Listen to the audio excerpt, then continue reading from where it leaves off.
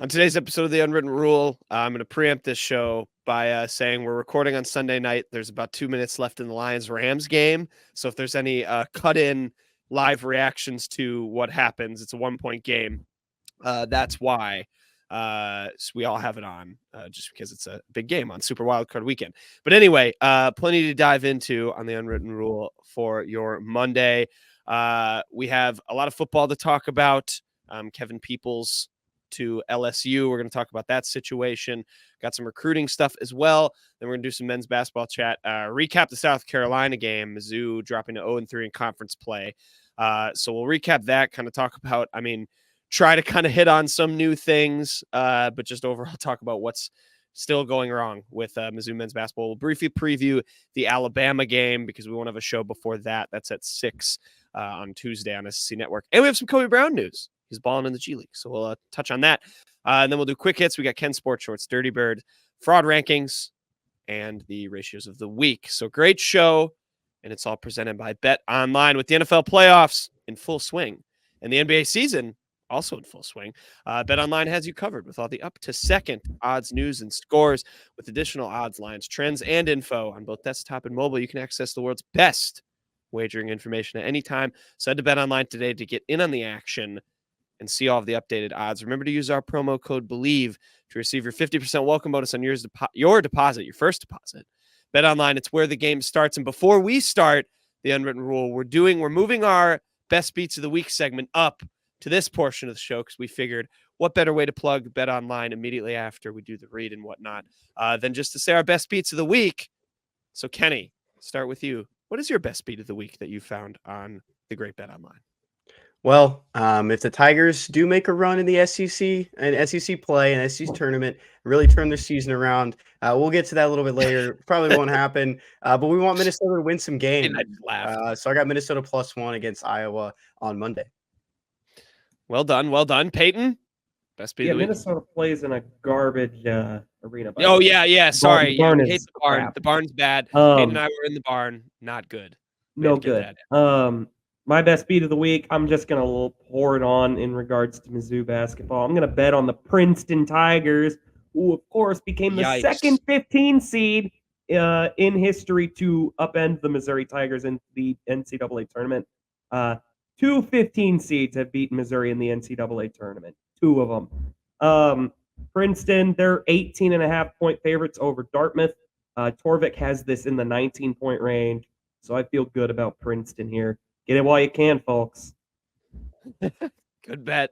Yeah, Princeton's good. They're fun mid-major. And then my Best Beat of the Week, going back to the world of soccer. It's been a while since we've checked in on our resident football club, Bayer Leverkusen, out in Germany. That's because Germany, they take a winter break in soccer. So it's like the week before Christmas up until last week. Bayer Leverkusen won. They're still top of the table in the Bundesliga. They have 45 points through 17 games. So they're 4 ahead of Bayern Munich. Bayern Munich's only played 16 games, so they have a game in hand. That's what that is. But Bayer Leverkusen thriving, and I'm going to take them this coming weekend. They play against RB Leipzig on the road, and I have them -125 to win and stay atop the Bundesliga table. Kenny, you and I text back and forth a lot when these Bayer Leverkusen games come on, but they're cooking. Even though we both missed the Augsburg game, I was not ready for soccer to be back.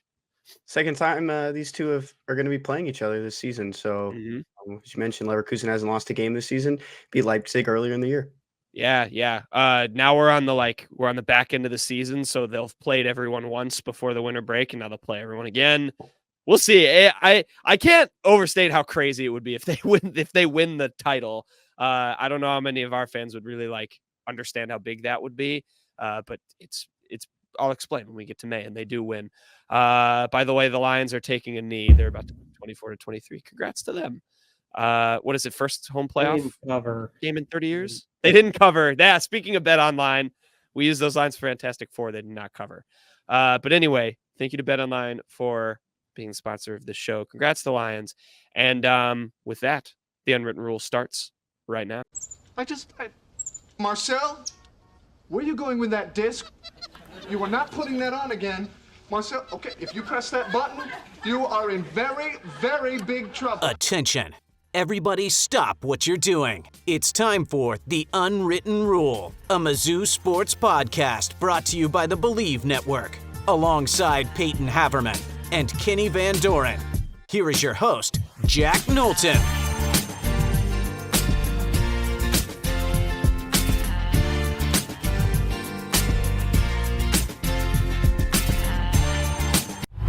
Welcome back to The Unwritten Rule. Today is Monday, January 15th, and Mizzou football has lost another defensive staffer to LSU. Kevin Peoples, the defensive ends coach, is going to join Blake Baker with the LSU Tigers, was at Mizzou since January of 2022, and looks like once again he'll be coaching the defensive ends at LSU. So another pretty big hit to Mizzou's defensive staff in a search that has still been very quiet. I want to get to that question later, but Kenny and Peyton, for those who maybe don't already know, how big of a loss is Peoples now joining Baker on LSU's staff? Mizzou, another hole to fill on the defensive staff. Yeah, Peoples certainly hurts a little bit. He was, I really do like pretty much every coach on the roster. I would say he was probably one of the more upper tier ones. Obviously, Kenny has maybe a bit of a better grasp just at how the staff duties were divvied up, whether it came to just him working with defensive ends or recruiting. It seemed like he was a hell of a recruiter. I don't see why Blake Baker would maybe only want Kevin Peoples if he wasn't maybe sticking out in some way. It's a bummer. I thought Kevin Peoples would wind up staying, but that's just another hole to fill. Still a very, very quiet DC search, as you said. We don't have one concrete name yet that we know has interviewed for the job. So Drink's playing it close to the vest there. I'll be honest, kind of lose a little respect for Blake Baker with that one. I shouldn't be shocked by what I see anymore from coaches in college football, especially when we get to my dirty bird. But I mean, geez, man, watching Blake Baker go from tweeting the "I'm not leaving" gif to calling Drinkwitz's brother in public, but then just stealing his staff from it's kind of gives me a little bit of a yucky vibe, but whatever. It's college football. You really shouldn't be surprised by what you see anymore. Mm-hmm. So the reason he was the Bros Award nominee for Mizzou, you look at how he turned around that defensive end room. Going into the bowl game last year, there were defensive tackles starting on the edge just because of opt-outs or injuries. On top of that, you looked at a lot of the guys that were the depth last year to even play in the bowl game. This year, Darius Robinson moves back out to the edge, and we've talked about it. It looked like a transformed defensive end. The guy was more fit. He was sharpened up at this position again and improved his draft stock in the process. And you saw that with Kevin Peoples coaching those guys. Johnny Walker won defensive MVP of the Cotton Bowl. So there was a lot to be excited about there. And you look at it, it wasn't the best defensive room this year. If you look at some other ones going into the year, linebacker play looked really good with Chad Bailey and Tyrone Hopper, two guys that were among the best in the SEC according to PFF. The cornerback room looked great. Safety room looked great. Defensive end room was kind of a head scratcher. What was it going to look like moving a defensive tackle out there? You lose a lot of guys that were experienced last year in Isaiah McGuire, DJ Coleman. You lost depth. How are they going to respond? And Kevin Peoples showed it with that. LSU is really building a strong defensive staff right now. They hired another guy, Bo Davis, who's a defensive line coach at Texas, who's very well respected as well, been around for a long time. And you get both those guys together, and you're building a strong front for an LSU team that we've known in the past has stolen recruits from Mizzou in Wingo, and Mekhi Wingo turned into an NFL product. So I'm in Peyton's boat there. It kind of does suck. You see coaches around the league when they leave for a new school, they'll say, I'm not going to take it. That committed to that school. He did not commit to me. That Brett Venables said that when he left Clemson for Oklahoma. Look at the guy who you replaced, though, and you can see around college football there a lot of guys who take players with them, take coaches with them. Mm-hmm. Yeah, big time. I guess, Kenny, I guess this doesn't uber matter, and I know you're more on the recruiting side, but you're observant of the LSU boards and stuff. You're a little more tapped in. I mean, they've got to be pretty excited down there, right? I think we've even seen that to some extent on Twitter, like just to kind of further underscore how maybe big of a loss this is for Mizzou. Becoming a big gain for the other Tigers. Yeah, he wasn't a guy as well known to LSU fans just because Bo Mhm. Davis played at LSU and had been on the staff there at one point. So a lot of those fans liked him and were more excited about it. I think they liked the connection with Blake Baker. Kevin Peoples has also been a Louisiana guy before, coaching at Tulane. A lot of connections there that you can draw back to the Tigers or draw back to the state. Ahmad Bro, who's a defensive end coming in at Mizzou or coming in at LSU, was recruited by Kevin Peoples from Missouri. So there's guys on the team that Kevin Peoples recruited at one point. That was going to be my other question. I wasn't sure off the top of my head. I mean, that's a pretty big loss as well from a recruiting perspective, right? Yeah, for sure. I think you can look at it many different ways. We've talked at length that it's not always your position that you're coaching. Mizzou's done it to where you go to the different states that you have a lot of connections with, especially the high schools and different areas that you know how to recruit and what these kids want at the next level. To be honest, I didn't really see Kevin Peoples' name a lot when I was looking through a lot of these kids around the bordering states like Arkansas, Louisiana, Oklahoma, Kansas, Nebraska, where Mizzou might go in and poach some guys just because I mean, look at the recent years. How many defensive ends have come and signed with Mizzou under Drinkwitz's staff? It's a lot more experienced guys already in the room or transfers. Transfers, yeah. Okay. Yeah, so maybe not as huge of a loss there, but again, I mean, still a hole to fill nonetheless, and that's where we should go. Peyton, like you brought it up, it's still a radio silent search, which is, I'm curious for you and Kenny, like you as well, like how concerning is that we really haven't heard, anything publicly? I know like, there's things behind paywalls all the time and speculation, but like, there's been nothing I feel like on Twitter, like whether it's a Twitter even rumor about who they might bring in. Is that a concern at this point? Not really. I think if Drinkwitz, honestly, I think we've passed the point of DJ Smith. I think if that was going to happen, it would have happened by now. So maybe he's someone that also takes off. But honestly, I think Drinkwitz has obviously played this one very close to the vest rather. This search has not been leaked by even like coordinators, agents, or anyone who he could be after. It kind of makes me think Drinkwitz is really trying to pull some strings to pull off kind of a splashy hire. I don't really know what to expect at this point just because there's no information out there. We don't even have a such and such has been interviewed. Like, we don't have one candidate. So at this point, I mean, we're in like day 9 or 10 of the search. So you're going to have to assume a hire is coming within the next 2 to 3 days. Otherwise, it's probably been way too long. So we'll see. I doubt we're going to hear anything before the actual hire is made. And we mentioned it. Tigers do have a lot of money to work with. No one's going to really go up and push that price tag unless you're getting that Blake Baker was going to take on in year 3 or 4 now. But I mean, at the same time, I mean, you do have that money to give to your assistant, so you don't lose another guy that was very, important to your staff, like Kevin Peoples was, and keep some of these guys around. Sharing that wealth that you were going to put into one guy.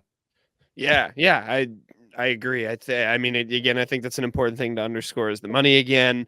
Any candidates again for you is like, that have jumped out as you've had more time to think about it? I know Will Muschamp took like a regressed role at Georgia, so I don't know if that's necessarily off the table, but I know I saw his name at least come up at some change. But anyone else kind of, on your short list personally? I really have no idea anymore. Yeah. I truly like Greg Gasparotto. I still think is the most obvious name. Just with his ties to Drinkwitz, I don't think would be super locked into Tulane, to be honest with you. But I don't know. I mean, I really don't. I don't know what Drinkwitz is even looking for in a candidate anymore. Maybe they're going after someone in the NFL ranks, like he he did with Steve Wilkes. I mean, you kind of have to consider everything right now. Dan Quinn? Yeah, jeez. If I had to really pick, I'd love for Jesse Minter to come in here, but that's not going to happen, obviously. Right. I couldn't give you any names, unfortunately, just because I have no idea what they're even looking for. Yeah. Kenny, you have any names? No. I kind of just look back on what happened right around like the 2021-2022 turn of the year when they did hire Blake Baker. Mizzou is definitely a better job than it was then after Steve Wilkes left for the NFL at the time.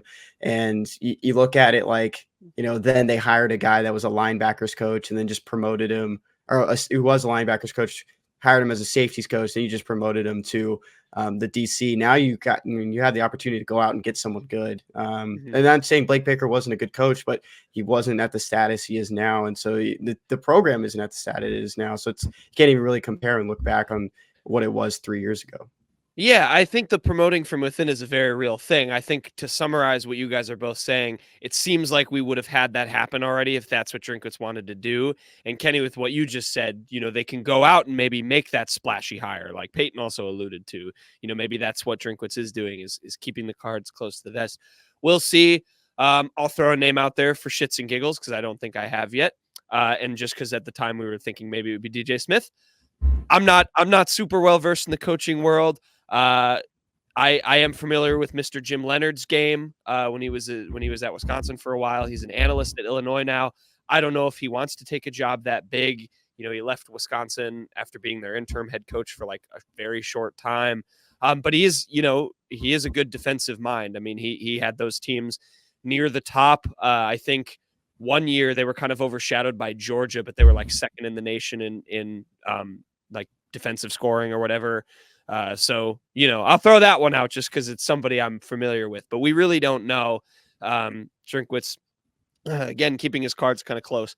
We'll see kind of what emerges. We'll have our eyes on Twitter and talk about any rumors that pop up, but really it's just, nothing has. It's just more, another guy out the door and kind of putting more pressure on finding that guy to then, bring in his staff and see what can emerge. Cause that's, I know Mizzou fans are getting excited because with Alabama and Saban retiring, we talked about it. There's the people who are like, this team could go 12-0. I saw the stat of I think it was 44% was the win percentage of Mizzou's 2024 opponents in 2023. The schedule's set up good for you to build off of this season. So I think everyone's kind of anxious to see where this hire can go. So we'll follow that. Next up, we got some recruiting stuff. This is a big one. Obviously just a visit, but the potential to maybe land, depending on how this visit goes, a huge splash in the 2025 class. Offensive lineman, this guy is Michael Fasusi. I think I'm saying his name right. He is visiting, in his words, Missouri. He put on Twitter, Mizzouri. So combining the two, I kind of respect it. From Michael, but yeah, he's a 5-star, the number 3 offensive tackle according to Rivals in the 2025 class, number 11th overall nationally, again according to Rivals. And then I have some trivia for you, but I'll get to that at the end because just obviously it's a big time visitor, could be a big time potential offensive lineman splash. What have y'all kind of maybe heard anything about this guy, but just reactions to that news? Well, he posted photos from his A&M visit today. Certainly, I would hate. These are 2 really heavy hitters that Mizzou is going to have. Oh yeah, I didn't mention those. Yeah, who else? It's A&M and Oregon. It's A&M, then Mizzou, and then it's Oregon.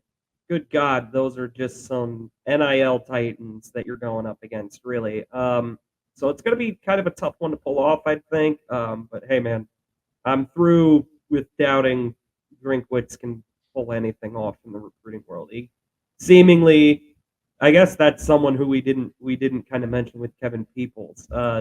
Williams Nwaneri, obviously that one looked, to quote one Parker Thune, that looked dead in the water for a long time before I guess Nwaneri's mom made him go to Mizzou.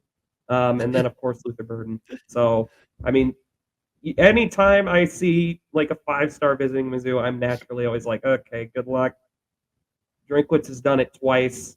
So we'll see what happens here. Yeah, DFW guy from Louisville, Texas. And when I first saw that, I was just thinking back to like old recruiting classes from Barry Odom, the Gary Pinkel days, just making these big splashes of getting guys from the Texas areas that were. I mean, you look back at some of those recruiting classes for both those guys. Not the most talented group sometimes, but they've found a lot of guys in Texas. For this guy though, I mean, Michael Fasusi's not an under the radar guy whatsoever, but going into Texas and stealing a big time recruit from a school like Texas A&M, Texas moving into the SEC, Oklahoma, not far away from DFW either. That would be huge for this program, especially after losing 2 top defensive staff members. Yeah. Oh, sorry. Yeah. Offensive. Yeah. He's an offensive guy. I'm sorry. Yeah. No, you're right. I mean, it's big either way, no matter what staffers they're losing. I mean, this is it's important, I think, to talk about this because Mizzou, is competing early for a guy like this and having him on campus, getting him involved quickly. But yeah, his offer sheet is stacked to say the least. I'm just scrolling through it on Rivals. I'm not going to read them all. You can go look it up. But yeah, thank you for mentioning his I don't think I said where he's from too, but yeah, Louisville, Texas. So that would be big, literally big offensive tackle, and a 5-star guy. This is my trivia, and that's why I said, oh no, when I said Kenny was looking back at old recruiting classes. This guy would be the highest, obviously, offensive tackle prospect or offensive line prospect in Mizzou history if he does commit to Mizzou.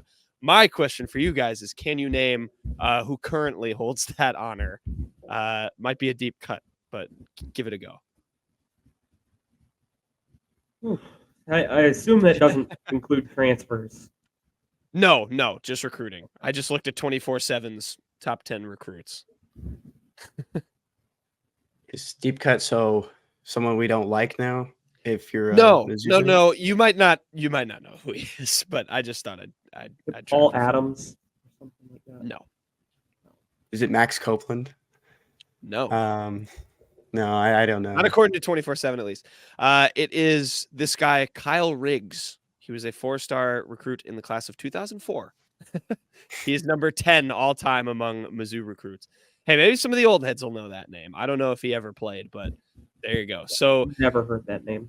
Hey, I think it's a good way to represent, the way Mizzou has climbed up in terms of, being involved with some of these 5-stars. That's the guy that, is your highest recruit. I don't know. I don't know why I thought it was Paul Adams, by the way. I just looked him up. He was an absolute nothing recruit. So I don't really know why I thought it was Paul Adams. He was only it wasn't an easy. That wasn't easy.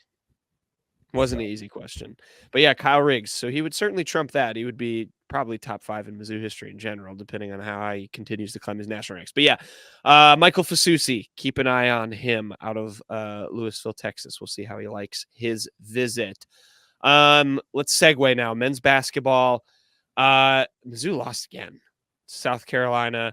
The Tigers are now 0-3 in conference play after a somewhat heartbreaking, but just tough 2-point loss to the Gamecocks. I feel like we're going to just keep beating a dead horse here, but, I guess thoughts on this particular game. And once again, I have some comments on a column that Gabe wrote, but I'll get to that second after, you guys just dive into what you saw from the Tigers as they once again are once again lose and remain winless in conference play. Yeah, I saw a team that has a whole lot of losing players on it. I mean, there's just so much garbage to sift through on this roster that it really it seriously, I get really angry watching these games at this point because I wasn't really expecting much coming into this year. I certainly wasn't expecting to be 8-8 and 0-3 in the SEC. I mean, this South Carolina team, they're 13-2. It's a bad 13-2. Their best win before this was Mississippi State. Their second best opponent after that was Clemson, and they lost that game. So this was not a good South Carolina team. I mean, Jesus, you're up 3. They did not South Carolina did not lead 1 second of the second half, and Mizzou found a way to lose this game. That is what losing teams do. It's just Yeah, that such was a a crazy stat. stark contrast to what this team was last year. They were excellent under Dennis Gates in the final 2 minutes. It felt like whenever it was a close game, like in the final minute or so, Mizzou would have the answer to pull it away. And obviously, yes, you have Kobe Brown, you have Demoy Hodge, you have guys that really just kind of had that whole "I'm going to win the game" mentality that it does not seem like this team has. And I'm including Sean East in that because, I mean, dude, what happened to all the creativity? I get Dennis Gates is not working with the personnel he was working with last year. It just seems so much less creative than it was last year. Where are all the it's just every offensive possession is one person's going to dribble for 13 seconds. Maybe they'll pass it. Maybe they'll drive and take a horrible contested shot, as Nick Honor does like about 50 times a game. I mean, the last possession of the game when Mizzou gives up another wide open three to allow them to tie it, which Dennis Gates apparently wanted to call timeout, and his message was going to be up three, don't give up a three. I don't know why your players don't know that already on the court in the final minute, but I mean, the last possession was Sean East is dribbling for 50 seconds. He doesn't get the layup. They somehow, I don't even remember if they called timeout or if they got a rebound, something, the ball went out of bounds or what. But then they do the same thing. Sean East takes a terrible shot and it doesn't have a prayer. It was the foul. They called It was a foul. They fouled him like at half court, which was a perfect they play for had one South to kill. Carolina. Yeah. Yeah, and then so Sean East had to go to the basket from half court with like 6 seconds left. But yeah, continue. Sorry. Just no, I mean, just the same crap. I mean, there's no creativity on offense. It doesn't feel like there's any cohesion. Just the defense is a little better than last year just by virtue of it could only go up. But I mean, my God, I mean, I can't even believe what I'm watching anymore. It really, it just makes me so sad to watch at this point. They did claw their way back into it. Turned on the game 7-0 right off the start. South Carolina had full possession of the ball, full control of it. Then there were opportunities. The Tigers. I was watching the game. Talking on the phone with Peyton at the same time while watching it. It didn't like even when Mizzou was leading, it didn't feel like they were going to win this game. There were so many opportunities to pull away, shot themselves in the foot so many times with turnover, missed rebound, poor defense, and the box score doesn't tell the full story for a lot of these guys. And Noah Carter did have a decent day with 20 plus points. But man, there was just poor shot selection. The defense still isn't great from Noah Carter right now, and just nothing is really being pieced together from these guys that you want to rely on. And talked about it before. Peyton has at length about the roles being reversed, and these guys were good at what they were doing last year. This year they had to step up, and they just couldn't. They just can't find their footing in the system that they are now. I don't even know if it's they can't step up, but it's just that they're just not built to be in the roles that they have. Like they're just not that type of player. Also, I don't even really want to give Noah Carter that much credit because his 23 points came on 20 shots and he shot 2 for 10 from the 3-point line. That's like a horribly inefficient way to score 23 points. And when you get that from him, it's incredibly inconsistent. This team in conference play, there's emerging a very scary trend that I think happened at times last year when Kobe Brown wasn't in the game. This team cannot defend a big to save its life. Anyone who is physical and just uses their body, literally just a brute going to the basket, it's automatic. I mean, it's ridiculous. Like Michi Johnson for South Carolina had 5 points in this game. He's their best player, but they let BJ Mack, who that's all he is. He's a strongman center. He just bullies his way to the rim. He had 21. They let Chiwa in Georgia absolutely bully them in the paint. And that worries me greatly from when they face a Tolu Smith on Mississippi State, a John I. Broom on not Arkansas, Auburn. That's a very scary trend. But yeah, I don't want to rip in too much to what I feel like we've already talked about. I think Peyton kind of said it perfectly. It's just ugly. The cohesion just isn't there. I think we need to talk about the kind of broader stuff emerging with this, which is, people refusing to curb their impatience and understanding that, like, it is really ugly, and it's more ugly than we thought it would be. That's a fact. But that Dennis is building something, and the people who are calling out Dennis and I think questioning that he should keep his job or whatever, like that's happening. It is, and it shouldn't. And I think Gabe wrote a really good column about that. It's people being really impatient that the winning, can't come soon enough. And when it is this ugly, it's bad. I liked his quote tweet. He just said this is the most reasonable response when he said something about Gates. He's bringing in some good talent, but was left with the bare cupboard. Even at the time, I really thought last year they overreached where they should have been. This year's fallback isn't nearly as surprising. He's in year 2. Give him a chance to build something.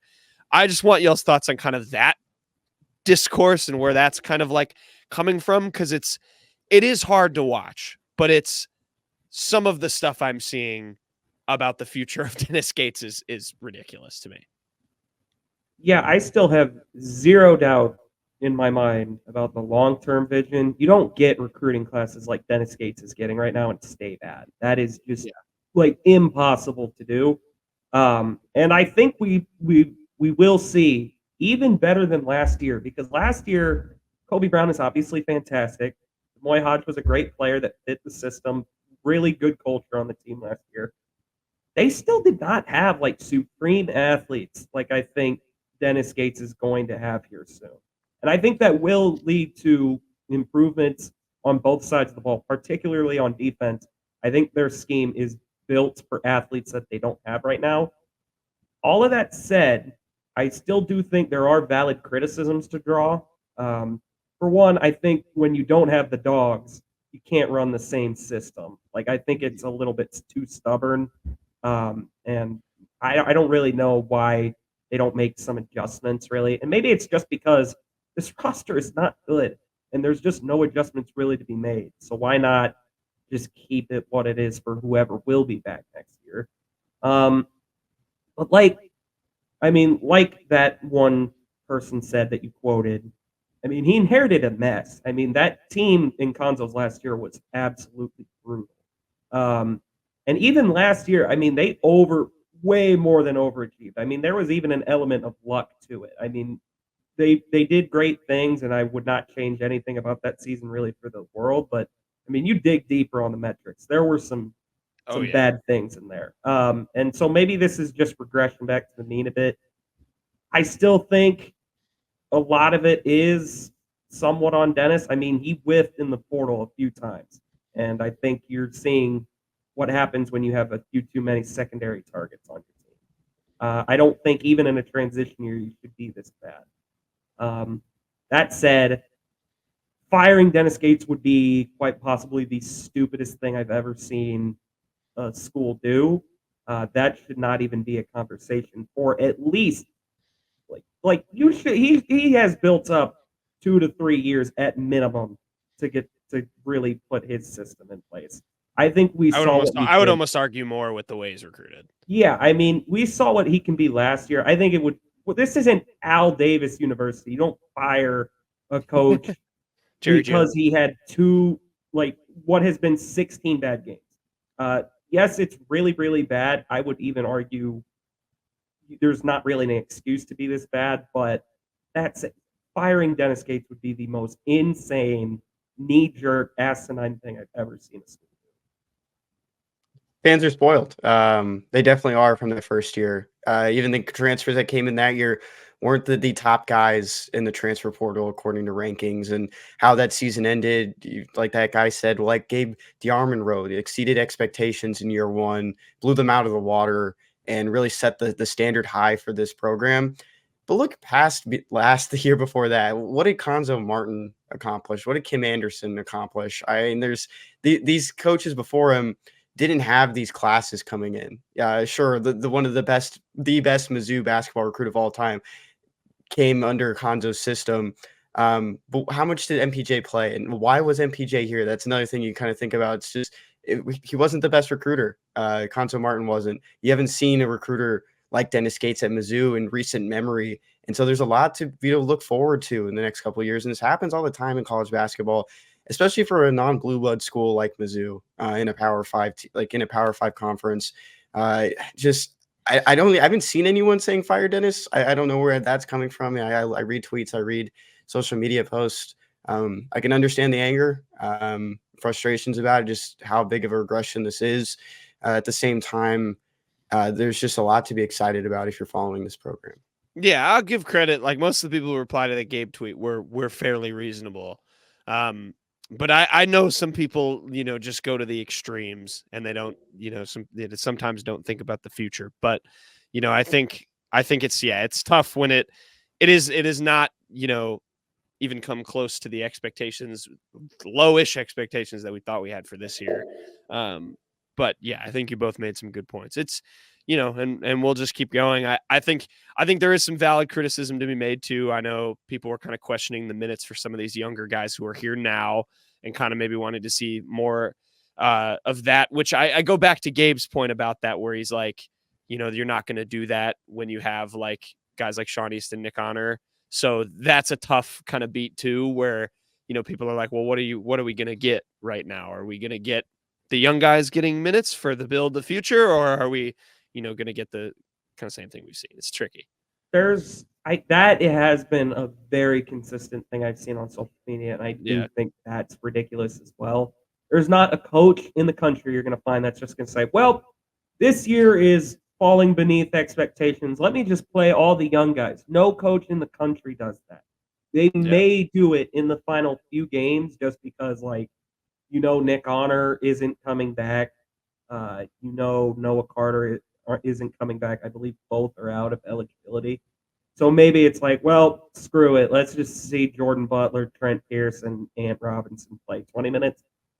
You still, what does it do for them, though? I really want people to know, what does it do for them to go out there and get absolutely flattened every night? It can hurt your confidence a lot more than it helps. That can hurt your confidence big time. And Dennis Gates is a master on keeping guys' confidence up. He never wants guys to stop shooting. And I think he's, especially with Trent Pierce, who I think has really we heard a lot of buzz about him in the offseason. Now he's kind of having those freshman struggles. His shot hasn't been falling. I'm sure Dennis is doing everything he can to keep his confidence up. But what good does it do for them to really go out there and get absolutely flattened? Oh, they'll get Power 5 experience. But doing what? I don't really think it benefits them to go out there, play 5 minutes or so every shift and be like a minus 12 in that time. Yeah, agreed. That's never gonna occur, especially from a guy like Dennis Gates, who knows that to build, you have these guys in the building in your system marinating. Like that's good enough in of itself in a year where, you don't need to be putting these guys in ugly blowouts when those things happen. I agree 100%. When they're ready, they'll play. That's really, it's not like he's ignoring them in practice. When they're ready, they will play. Yeah, that's the perfect summary of that. So upcoming, again, they're going for their first win. They're going on the road. They will play Alabama on Tuesday. That game's at 6. Oh, no, sorry. Wait. Yes, it is at 6. I thought I misread. 6 p.m. Tuesday, SEC Network. You can watch that. It's in Coleman Coliseum. I don't know if you guys have any thoughts. I can give some insight. I've been watching Alabama all season just in terms of what they need to do if they want to steal a win on the road. But, what are y'all thinking about that game? Not looking forward to watching Alabama's backcourt against Mizzou. I think that is going to get pretty bad. They might shoot Mizzou out of the gym. Yeah. I was kind of hoping the Bills game would get delayed until Tuesday so I could just have a reason to watch something else. I also watch it, but interested to hear what you have to say, Jack. Yeah. Oh, there was one more stat I wanted to point out, and this was in Gabe's column, but you also can find it on KenPom, so I'm not stealing. I'm not taking paywalled information here, but Gabe did point out last year Mizzou. They had 2 buzzer beaters and a Nick Honor game winner in overtime. They were 10th in luck according to KenPom. They do a luck rating. You can read Gabe's column to see how they evaluate it. This year they're 314th in the country in luck, that was kind of what Gabe based the column about. Yeah, that's what Gabe based the column about, was any good fortune that they earned from last year was just not like, that Sean East shot last year probably goes in, and this year it just doesn't, which is, just adding to what has been an ugly year. Anyway. The Alabama game, the couple things I've watched this team all year. I mentioned the bigs. That's honestly where my concern goes first. Alabama, they don't have a kind of dominating, like just bruising guy like they did last year at center. Their two centers are Muhammad Wage, who's injured, and then Nick Pringle, who fouled out of their last game in 6 minutes. So they're not great. They do, however, have Grant Nelson, who transferred from North Dakota State. I think he might have a huge game. He has not played very well to start conference play, but I think the way he can play physical and then step out and shoot, I think he's going to be a really nightmare matchup for whoever they put on him. Noah Carter has not looked good against bigs all year, so that's kind of my prediction. I think he could be a real difference. The backcourt, Peyton, you mentioned. Mark Sears is I think is the best player in this league, possibly. It was interesting to watch when Alabama played Vanderbilt and he went up against Ezra Manjon, who's another very talented guard. Mark Sears did pretty much nothing offensively because Manjon was just running him around the floor and tiring him out.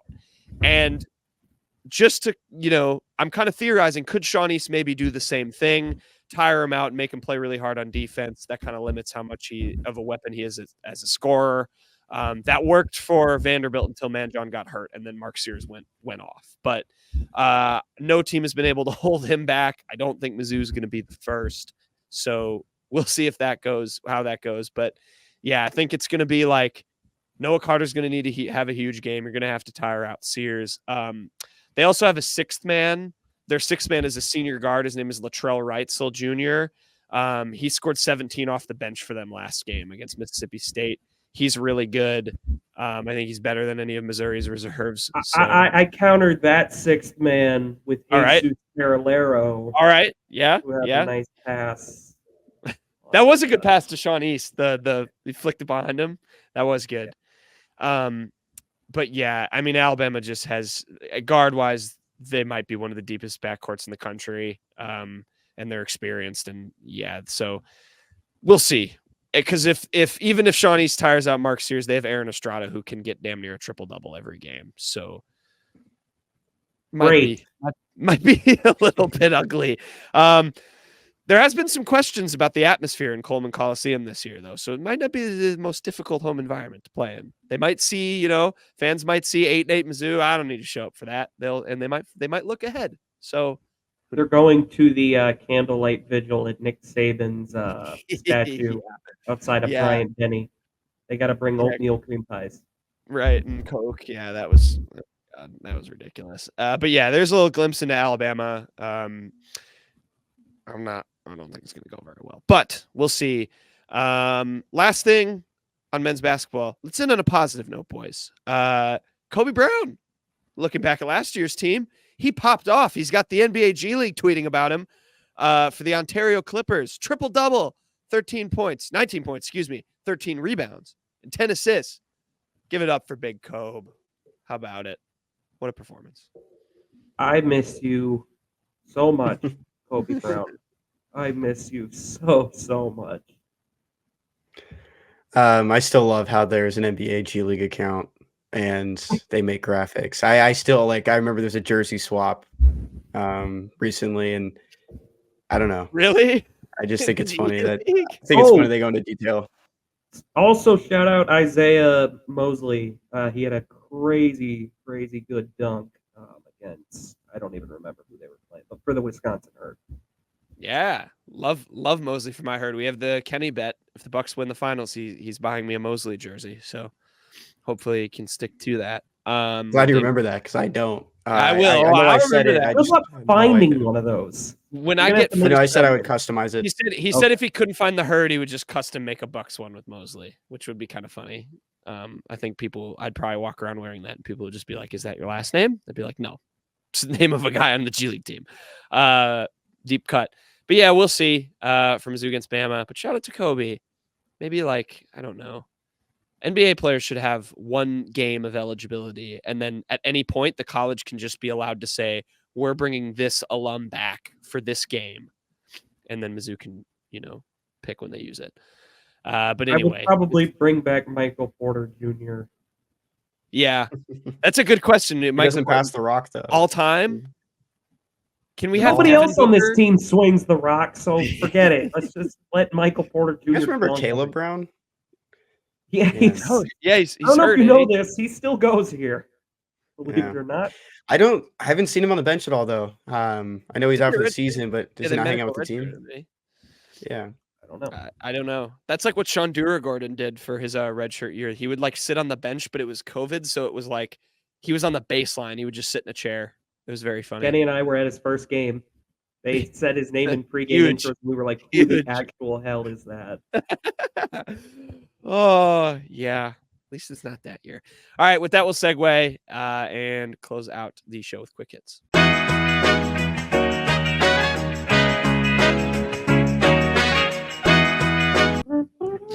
Okay, quick hits time.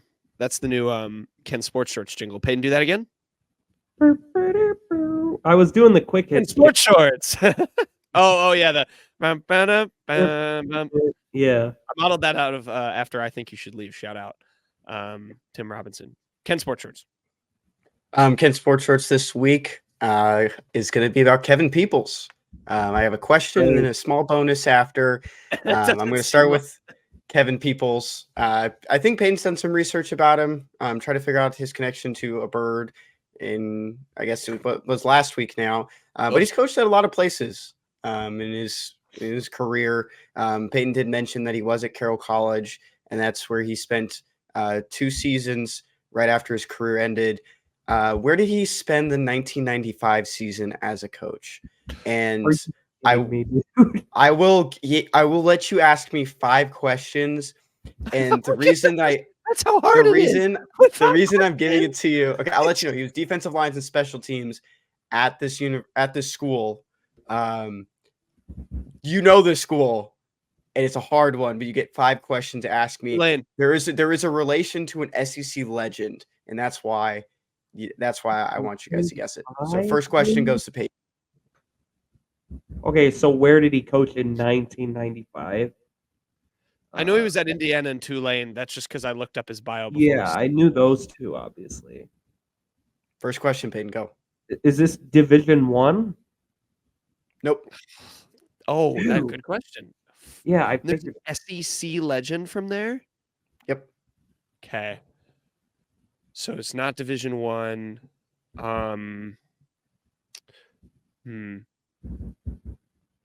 What, Peyton? What do you think I should ask? What do you think? No, Jack, you have to ask. Yeah, I have to ask. Be a free thinker, Jack. I'm trying to I make fuck, my I mic fuck up work, these dog. quizzes a lot when I. All right. I guess let's do some geographical narrowing down. How about that? Is it north of Columbia, Missouri? No, Peyton. Okay. What? I don't know what to No, ask. I'm not making fun of you. I have no All right, idea all right, what. Sorry. this could possibly be. I take things too personally. I gotta chill out. 1995. It's not Division One. I don't know what to ask. I have no idea. It's not north. Are there any famous NFL players from here? Oh, that's a good Yes. one. Okay. There's an SEC legend. I'll give you a hint. That SEC legend. won the Heisman. Okay. He's in 1995. I think I know. I think I know. You might have a different no than me. Can I spitball a guess, or if I say it, is it the Yeah, guess? just guess and Okay, Peyton. I'm thinking Tyler Junior College in I'm thinking a different JUCO. I'm thinking JUCO. I'm not thinking that one. Okay, let's try to narrow it down because we both have different answers. I feel like that's a So good SEC legend. Think about who that could be. Okay, famous NFL player, SEC legend. that would have I gone. also did look at Kevin Peoples' page last week, so it's kind of in there. I think. Oh, okay. All right. I think I think he's talking about Cam Newton. I think it's Blinn. Yeah, so that's Tyler Junior College, isn't it? No, it's Blinn. Oh no, it's It is Blinn. Blinn. Who went to Tyler? That's Jimmy Butler. It is Blinn. Let's go. Yeah. All right. Nice. It is Blinn. I had the right guy, but I said that's where Jimmy Butler went to college. That's like what my mind always Tyler? goes to. He went to Tyler Junior College in Tyler, Texas, Before because he Marquette. transferred.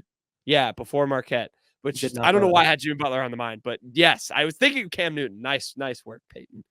Way to deduce that. In Brenham, Texas. I remember when I was on the beat and I was looking at Kevin Peoples' page and saw the Blinn College thing and never forgot it because I thought it was bizarre that Blinn College had a football team in 1995. They're like That's really cool. They're like Eastern Illinois. They just have random names just emerging from there. Where is Blinn? Is that in like Mississippi? I just said said Brenham, it's in Texas. Texas. Oh, sorry. It's an hour north northwest. It's on the way to College Station. It's a feeder school to Texas A&M. Okay, the bonus question I mentioned during a group chat earlier with you guys, but Kevin Peoples' wife, Rebecca Peoples, coached women's basketball. She followed her husband around, of course. If you've looked up Kevin Peoples recently, just because of the coaching search, him moving to LSU, you've probably seen some of the schools he's been at. What school did Rebecca Peoples also assist on the women's basketball front while her husband was on the football staff? Oh, dude. I have no idea. Indiana. No. Damn it. That would have been bold. So where else has he been? He's been at like Tulane. I only know Indiana, Tulane, and now Blinn, I guess. Kenny, is it either one of those? I would hope it's not Blinn. Do I still have my 5-question rule? No. You give me a guess, Peyton. Tulane. No, Okay, he said it's not. Oh, I don't Eli know. Drinkwitz coached at this school. If that helps. Arkansas State. Arkansas State. It's Arkansas State. Yes. Hooray! Bang. Nice. All right. Those were good. That was good, Kenny. Dirty Birds of the weekend. Kenny. My dirty bird of the week and goes to Will Muschamp. You guys brought it up earlier when we were talking. Oh, my about bad. the defensive coordinator opening at Mizzou. Will Muschamp did transition to become a defensive analyst for Georgia to spend more time with his family. Dirty Bird, it was a nice option here in Columbia. I'm not in Columbia. I hear it's nice this time of year. No, it's not. It's cold. I know as it's hell not. down there. I've been there. But Will Muschamp is my dirty bird of the week. Would you guys like to know his connection to birds? I think it's pretty South obvious. Carolina game. Oh yeah. Yep. Look at the GIF in the top reply to that tweet that he sent for Will So this Muschamp. Muschamp one. I gotta have it. It's funny. Peyton, Dirty Bird. My dirty bird of the week is Jed Fish. In another one of the coaches are mercenaries chapter in college football. Jed Fish had an ugly exit from Arizona just today, Sunday, the day we're recording. His connection to birds, if you're curious, I mean, he was an assistant for the Ravens. He was the QB coach for the Seahawks. Oh, I didn't know that. Also, his last name is Fish, and that is a bird's favorite food. So that's obviously my connection. But yeah, Jed Fish, I mean, he was on the Jim Rome show, everyone's favorite program, because it's definitely still the 90s. He was on there recently, and he said he assumed he was going to get an extension. They just had to hash out the details, but he had no interest in leaving. And the second Washington threw a contract offer, he absolutely dipped. There was a video that really I thought was in poor taste to post. The Washington 80s showing up at his very obviously multi-million-dollar house. He has Wildcat stuff up, and he's smiling away as he's just signing this contract with Washington. He apparently had a 3-minute meeting with his team, his Arizona players and staffers, and it apparently did not go well, according to several Arizona reporters. Very ugly exit for Jed Fish, and whenever you complain about players entering the transfer portal, just remember the coaches, more often than not, do the more scummier ways of exit. Yeah. He was on the first Houston Texans coaching staff, 2002. Oh, that's nice. Yeah, that they were one of the best stories of the year, and then just to kind of rip fans' hearts out like that by not building on it, that's tough. I mean, it's not easy. Like, I know like Kalen DeBoer was getting some heat from Washington fans a little bit in replies to stuff when he left. And I think he did his exit a lot more gracefully than Jed Fish did. But, and obviously it's, you can have more sympathy for taking a job like that. But still, I mean, he was still being like, you're not loyal. It's never easy, but yeah, ugly stuff. My dirty bird of the weekend goes to Kansas Jayhawk fans. This comes from Jayhawk at Jayhawk Takeover on Twitter. Jayhawk Takeover tweeted, it's -17 with wind chill in Lawrence. Hoops is just different here, man. With a video of a full Allen Fieldhouse on Saturday for the Kansas game against Oklahoma. They won 78-66. Yeah, you're watching a game inside. The wind chill I don't care about what the wind chill is outside. My favorite response of everyone who your Mizzou fans have called this out was Gabe DeArmond of Power Mizzou, who I believe said, as my tweet is loading, it's not going to load, but he basically, to paraphrase, he said, the best part about this is the players, the most impressive part about this is the players that wear tank tops and shorts in that weather. And he said, seriously, if that's that cold in there, someone needs to check the furnace. Yeah, it's cool to complain about it in football and fun. You're in a basketball arena, dude. You probably drove in a car to get there. You're not out in the cold for that long. Fucking chill out. The 5-minute walk. The 5-minute walks. Oh, in. no. No, but we were really brave souls last year when we would see Mizzou basketball games in 70-degree Mizzou arena. I'm going to point out it feels like -22 where I am currently living. So, I'm not. It's -3 degrees where I live. I don't know what it feels. Yeah. Peyton and I went to a Mizzou basketball game in 2022 against Florida. That was probably the most dangerous game to ever go to. Oh, yeah. I don't think I'd ever been to a college basketball game before. They said you can sit wherever you want if you can get here. Yeah, probably one of the coolest experiences ever. We had pizza that looked like Play-Doh. It was awful pizza. It felt like someone brought the pizza and left it outside. Maybe don't call them out, but well, we have no idea. Oh, really? Was it in one where it's like a plain white box and you're like, ugh. Yes, the pizza just spawned. It literally, it was like a video game pizza that would constantly feed you. Sounds like I kept eating it. I remember everything about that game. That was the dreadful final year of Conzo. Kenny and I were the only one in our friend group that even thought about going to that game. The game was against Florida. It had been delayed a day because it had snowed the previous day.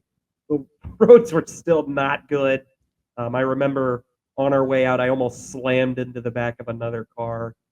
That wasn't because of the snow. That was just because of.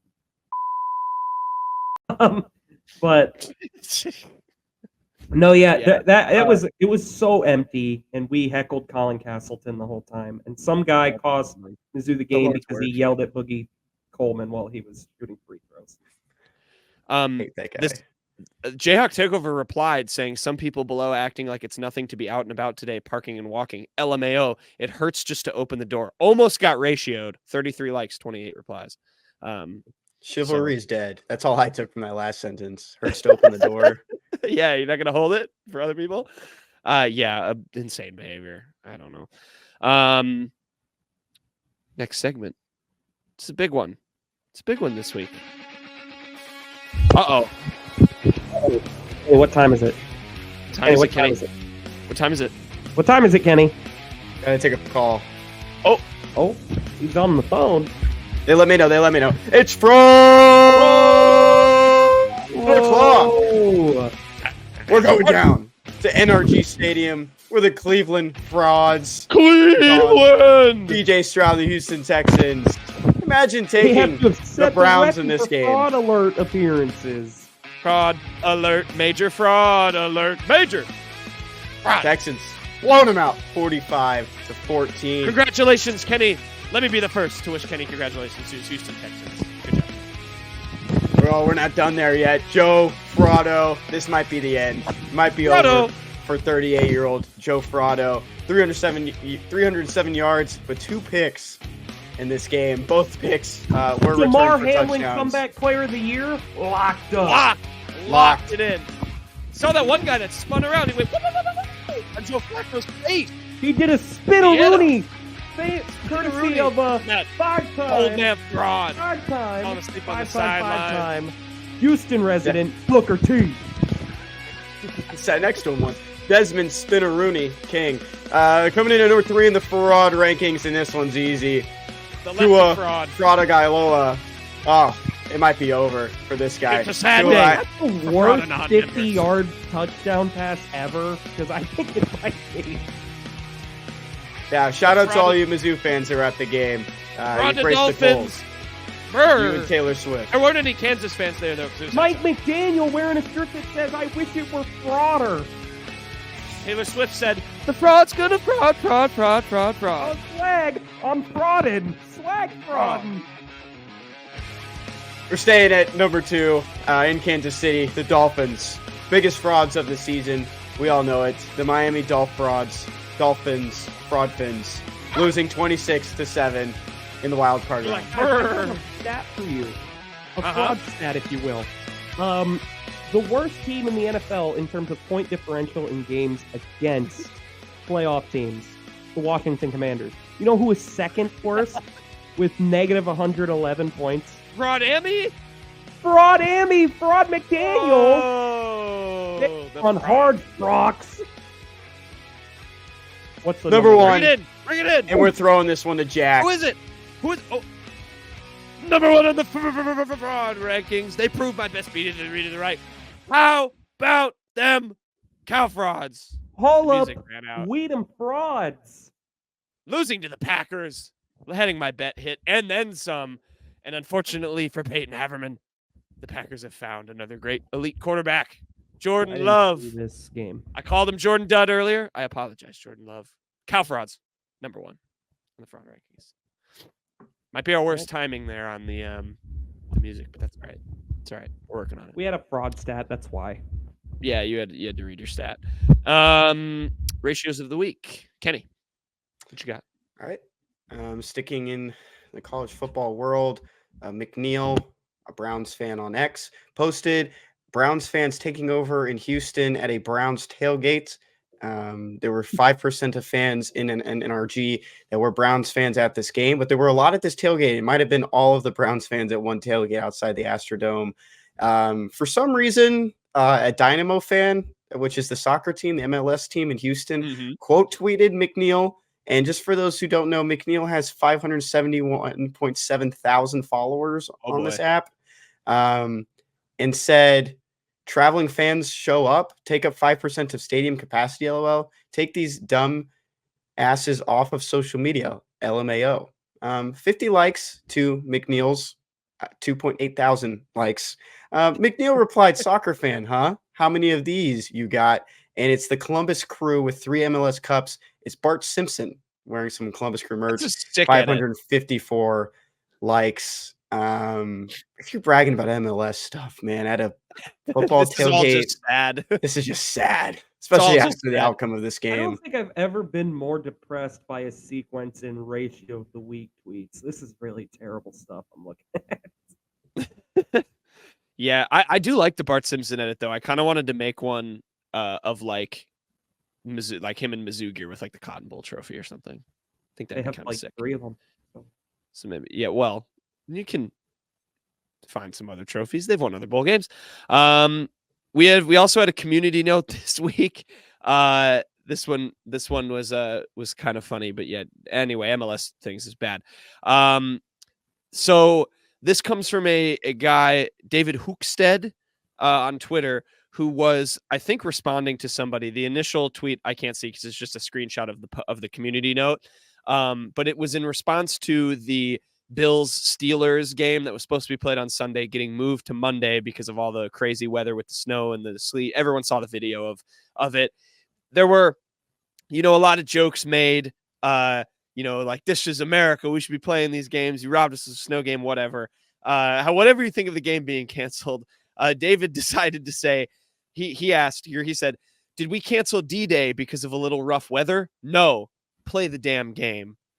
This was community noted by someone who said D-Day was delayed by a day because of the weather, which I believe is true. I think they waited another day to like invade.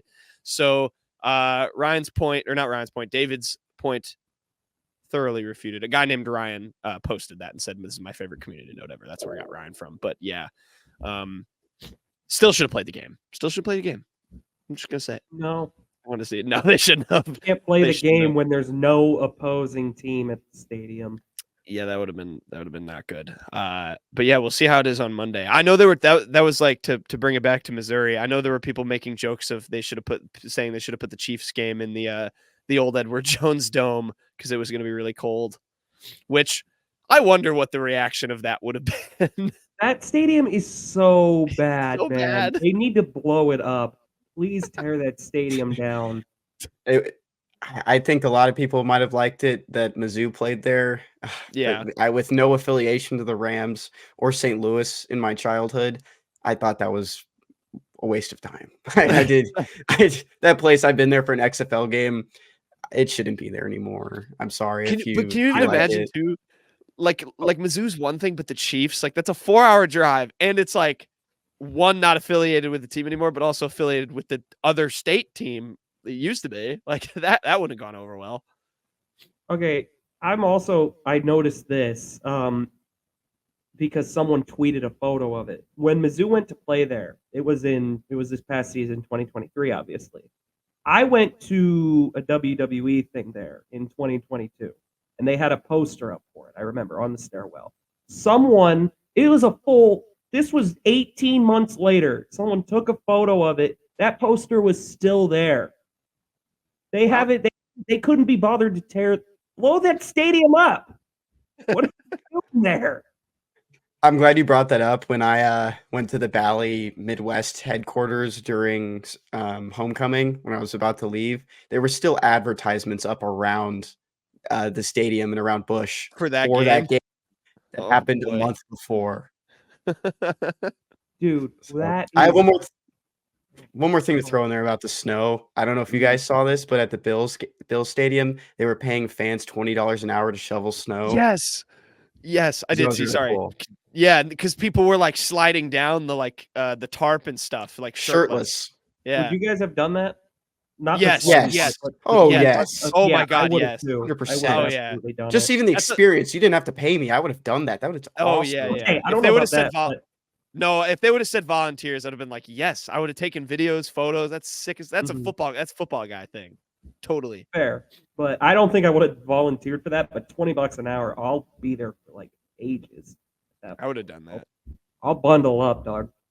But, I love that still exists, like in big time American sports. Like I know in like soccer, when there's like lower teams and they have to clear snow off in the winter, it's like volunteer, which makes sense. It's like a tiny team. But I love that like the Bills, still need the community to band together to clear the snow off of their stadium. It just is it's so awesome. it's like a Charlie Brown thing almost. Well, not Charlie Yeah. Brown, but like just a little like a cartoon almost. Like we got to band together. The town has to band together so the football team can play this weekend. Yeah. Yeah, it's like for your high school team. It's like I don't know. Chiefs fans need to do that shovel Arrowhead. When All the Mizzou parking lot. hosts a playoff game next year in late December, and a blizzard comes through, they'll need students to do that. Just We'll take- answer the call. We'll put our names in the hat now. If Mizzou needs people to shovel the field for the home playoff game, we In will exchange we for will tickets. volunteer. Yeah. Let us go. I can say right now, I think if they got a home playoff game, I'd be there. I would go. be there. I would go. Yeah. I'd find a way. Credential? Mizzou football, if you're listening. Comp tickets? I don't know why we would need credentials. To not buy tickets, Peyton. That's the only reason. Hey, this comes from our favorite TV series, The Today Show. Guys, why? No, hold on. I need to get out of here. No, come back. Why did the computer put me back in? Put me back in. No. Let him be solo. Why, No, we're off. No, we're off. All Why? right, sorry, go. Why did the computer go to bed? Because he fell asleep. It needed to crash.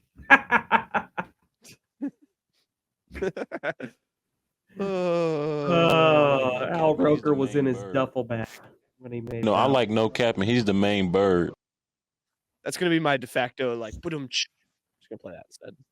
Good joke, Peyton. That'll do it for the Unwritten this week. We'll come back. I think we're gonna have Drew King on for Friday's show to talk a little Mizzou men's basketball, go a little bit more in depth. Wallow in our misery. Yeah, to I don't know, get an expert opinion on the stuff we've been ranting about the last couple of weeks. But we'll have him to kind of talk about the start of SEC play and all that stuff. So, yeah, look forward to that on Friday. We'll probably have some football stuff as well. Peyton, you did a prediction. Maybe they'll hire the next DC in the next 2-3 days. Now give us some content. So, who knows? But until then, everyone have a fun and safe week. Enjoy the week. We'll see if Mizzou pulls off an upset in Coleman. I'll be tweeting about it, so follow along. Shameless plug. Subscribe on the YouTube. I don't think I said that at the top of the show. Thanks to BetOnline again for sponsoring the show. Appreciate it. And yeah, everyone have a fun, safe week. We'll see you on Friday.